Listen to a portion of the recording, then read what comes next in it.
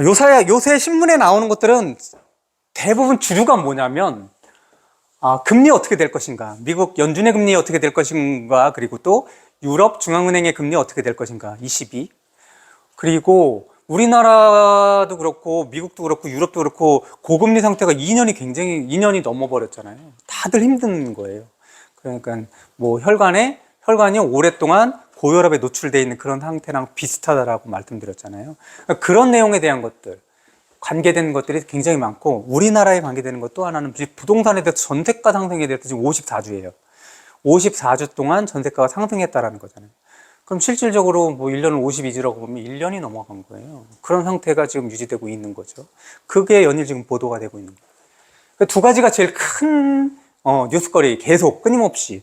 거기에 무슨 삼성이 만드는 반도체라든지 뭐 앞으로 뭐 인공지능과 연계된 그런 반도체 시장들이 어떻게 열릴 것인가, 엔비디아하고 연결돼서 뭐 이런 내용들이 되게 많거든요.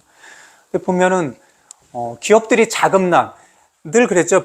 빚을 내는 주체, 제일 큰 주체가 국가고, 그 다음에 기업이고, 기업에는 뭐 개인 기업도 있지만 삼성이라는 거대 기업도 있는 거죠. 기업인 거고, 그 다음에 가계가 되는 거예요. 이 세 개가 빚을 내는 주체들이에요. 지금 근데 모든 주체들이 다 허덕허덕거리고 있는 거죠. 그렇죠?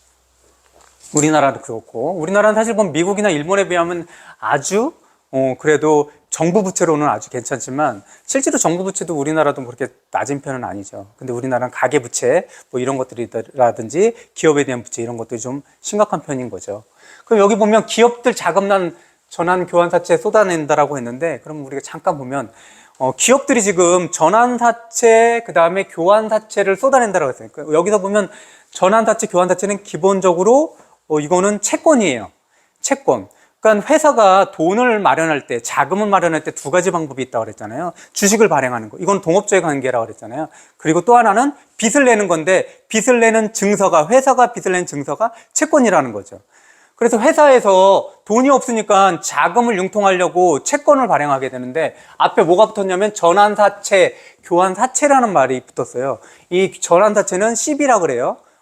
그 다음에 교환사채는 EB라 그러고 뭐 이렇게 하는데, 이 어떤 얘기냐면, 채권은 채권인데 그냥 일반적인 채권은 고정금리로 돼 있잖아요. 1년에 뭐 3%, 1년에 4% 이렇게 돼 있어요. 그리고 만기가 되면 원금을 돌려받는 거잖아요. 그때까지 이자를 계속 받고. 근데 전환사채라는 건 뭐냐면 컨버터블 뭐 본드라고 얘기하는데, 이 전환사채는 채권의 성격을 가지고 있는데, 일정한 시기 또는 내가 채권을 산 사람이 그 회사채잖아요. 회사에 가서 나 이거 채권 샀는데 나 이거 너희들 주식으로 바꿔줘. 이렇게 해서 주식과 교환할 수 있는 사채를 전환사채라고 하는 거예요. 그러면 이 전환사채는 그 회사, 그러니까 채권을 발행했던 그 회사가 내가 지금 채권을 들고 있는데 나 이거 이제 그만 채권을 너희 회사 주식으로 바꾸고 싶어. 그러면 그 회사에서 주식을 새로 발행해 주는 거예요. 그 회사, 자기 회사의 주식을. 그래서 채권을 새로운 주식으로 바꿔주는 채권을 우리는 전환사채라고 그래요. 전환사채. 그럼 잘 생각해 보세요. 채권을 들고 있었어요. 이 채권을 들고 있다가 그 회사에 가서 나 이거 너네 회사 증권으로 너희 회사 주식으로 바꿔줘라고 하면 새로운 주식을 발행해 주는 거예요. 그럼 기존의 주식을 가지고 있던 사람들이 좋아할까요? 안 좋아할까요? 안 좋아하죠. 왜냐하면 주식 수가 늘어나잖아요. 주식이 희석화되는 거예요. 그래서 이 CB, 그러니까 전환사채가 많은 회사들은 실질적으로 일반적으로 주식 투자할 때 체크를 해보는 사안인 거예요. 전환사채를 그렇게 많이 발행했어? 그러면 언젠가는 저게 신규 주식으로 바뀌게 된다라는 거잖아요. 그럼 신규 주식으로 바뀐다라는 거는 주식의 양이 늘어나는 거잖아요. 그럼 내가 살 때만 해도 이 회사 전체 주식이 1000개인데, 전환사채가 주식으로 전환돼? 그러니까 1500개가 됐네? 그럼 내 주식의 가치는 떨어지게 되는 거죠. 그래도 전환자체, CB가 많은 그런 회사는 조금 우리가 주식을 투자할 때 거를 수도 있다. 뭐 이렇게 팁이 아니 누구나 다 알고 있는 그런 내용들. 그럼 교환자체는 뭐냐? 교환자체는 이거는 익스체인저블 본드라고 하는데 그냥 교환하는 거잖아요. 근데 전환자체하고 뭐가 다르냐? 똑같은 거예요. 주식하고 교환하는데 이 교환자체는 그 회사가 보유하고 있는 자기 주식이거나 다른 회사의 주식과 교환이 되는 거예요. 신규 발행이 아닌 거예요. 신규 발행. 그러니까 전체적으로 그 회사의 주식이 늘어나는 게 아니에요.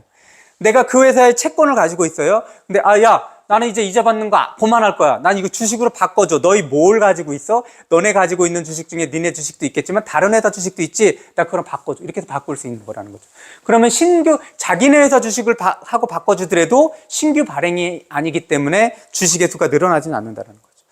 그렇죠? 그렇게 좀 차이가 난다라는 거죠. 어쨌든 간에 회사는 지금 자금난에 놓여 있기 때문에 전환사채라든지 교환사채를 발행을 하지만 실질적으로 구매자들은 저게 혹하지 않는 그런 상태라는 거예요. 지금 다 힘들고 있는 거죠. 제가 늘 작년에도 그랬고 계속 얘기하는데 지금 고금리인 상태들은 다 힘들어요. 다.